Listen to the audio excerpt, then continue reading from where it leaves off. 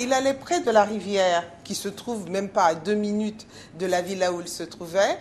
Il allait discuter avec les pêcheurs et les marchandes qui se trouvaient là. Donc il y a des gens qui racontent un petit peu des histoires que Béhanzin passait, achetait son poisson, en tous les cas les gens de sa suite, puisque nous surplombons avec cette maison tout Fort-de-France et aussi le quartier Rive Droite, comme on l'appelle, de Fort-de-France.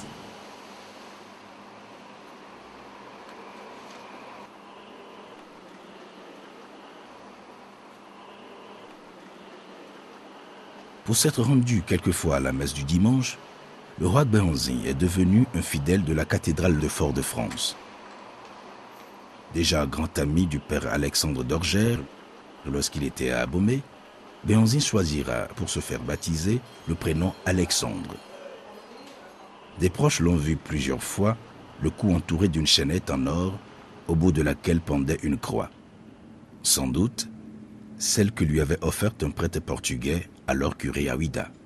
Le roi serait-il devenu Alexandre Béhanzin?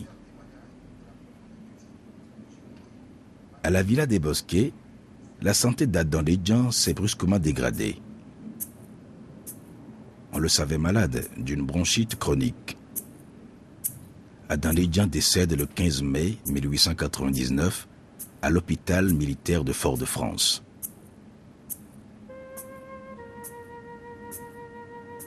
Les années passent à la villa des Bosquets. En 1901, le roi va mal. Son moral est entamé. De plus en plus, Béhanzin manifeste sa détermination à retourner au Dahomey. Aidé par ses amis, un journaliste et un député, le roi va engager un combat épistolaire avec l'administration française. Dans l'une des nombreuses lettres qu'il a adressées au successeur du président Sadi Carnot, on pouvait lire ceci. J'ai été victime de la mauvaise foi des Français.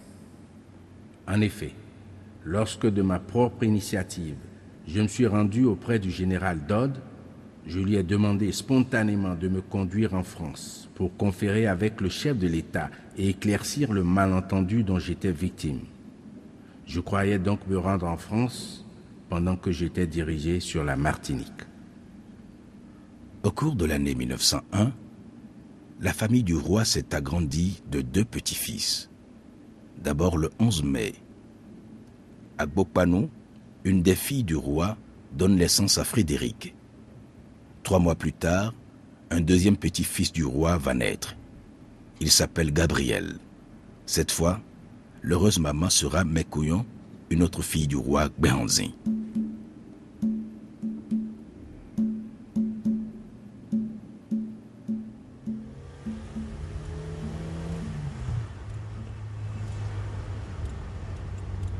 C'est mois déjà que l'année 1902 a commencé. Ce 8 mai, Wani Lo était encore à la villa des Bosquets. Il ne se trouvait donc pas à Saint-Pierre. Soudain, c'est l'explosion. Puis, la catastrophe. À près de 1400 mètres d'altitude, la montagne Pelée venait de se vider de sa colère en crachant un énorme déluge de feu, de flammes et de lave.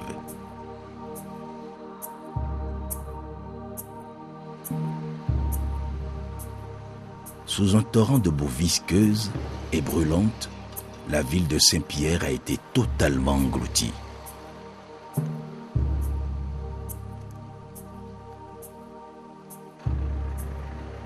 Parmi les 30 000 disparus, la famille Blaisemont. À Saint-Pierre, Albany Blaisemont était le correspondant de Wani Lo.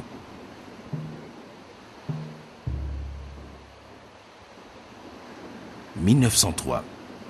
Les visiteurs qui se succèdent à la villa des Bosquets décrivent le roi Béhanzin comme un sujet physiquement fatigué et très préoccupé par l'idée de retourner dans son pays natal. Il multiplie ses lettres à des députés, au gouverneur et au président des Français. Dans l'une de ses correspondances, Béhanzin écrit « Je crois que si le gouvernement était éclairé, je serais rétabli dans mes anciens pouvoirs, en même temps que dans l'amitié de la France. » Plus loin, Béhanzin propose d'être pour la France un agent dévoué, un ami fidèle, un propagateur de ses idées. À Paris, où ses propos ont été relayés par la presse, le pouvoir central fait la sourde oreille. Il doute même de la sincérité du roi Béhanzin. « 1904, à la Villa des Bosquets, la famille du roi s'est à nouveau élargie. Agbokpanou, déjà mère de Frédéric, donne naissance à Andrea, portant à 3 le nombre des petits-enfants du roi nés en exil. Elle est née des liaisons de ma grand-mère avec un capitaine de cavalerie français, M. Louis Souffleur.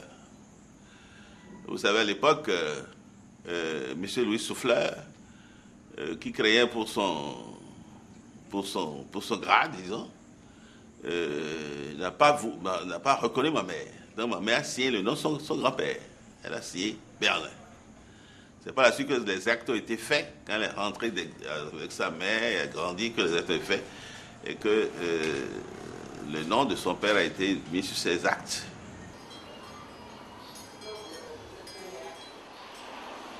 De longs mois passent. En 1905, dans une morosité grandissante.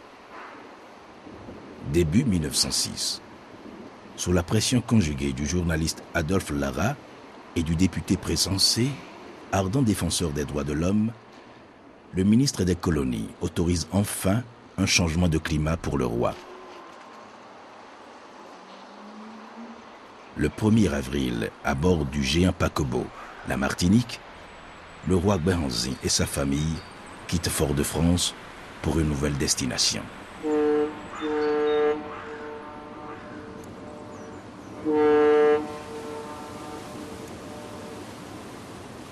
Bordeaux sera la première escale du voyage.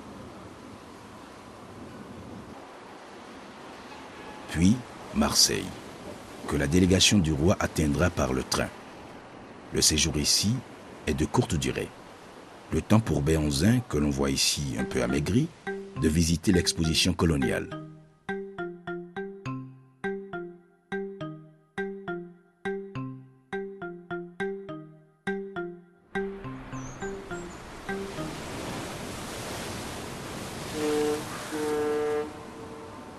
C'est une Algérie aux couleurs de la France coloniale que le roi Béhanzin découvre ce mois d'avril 1906 en arrivant à Alger. L'Algérie, c'est l'Afrique, mais pas le Dahomey, qui pour le roi paraissait encore lointain.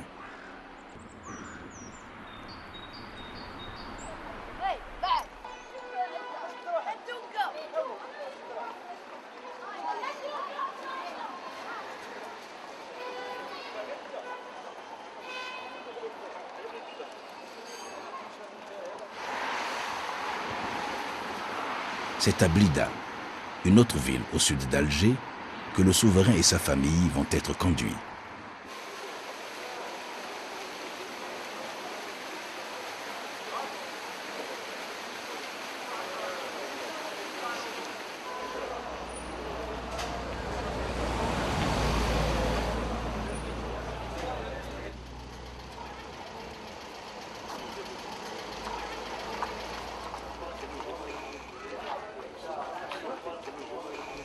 Voici la façade de l'ancien couvent des sœurs carmélites, devenu plus tard Villa la Paisible. C'est ici, dans la Kasbah de Blida, que le roi Béhanzin et sa suite ont séjourné d'avril à décembre 1906.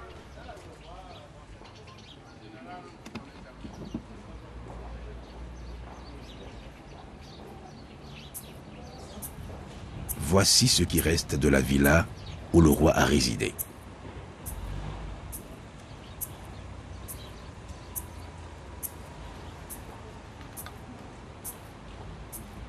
Les nouveaux propriétaires ont entrepris des travaux sur le bâtiment, mais au rez-de-chaussée, l'endroit précis où dormait le roi paraît encore intact. Béhanzin passera 8 mois à cet endroit, dans la souffrance physique. Il était souvent malade, mais aussi dans la douleur morale. Le roi s'alimentait très peu. Il avait réduit la fréquence de ses sorties en public. Son entourage affichait calme et dignité, malgré sa hantise du pire. Le 7 décembre, la santé du roi s'est détériorée. Euronzin souffrait, selon son médecin, d'une grippe bronchopneumonique. Accompagné de son fils Wanilo et 3 de ses épouses, le roi est transféré le lendemain à l'hôtel de Nice, devenu Tipaza à Alger.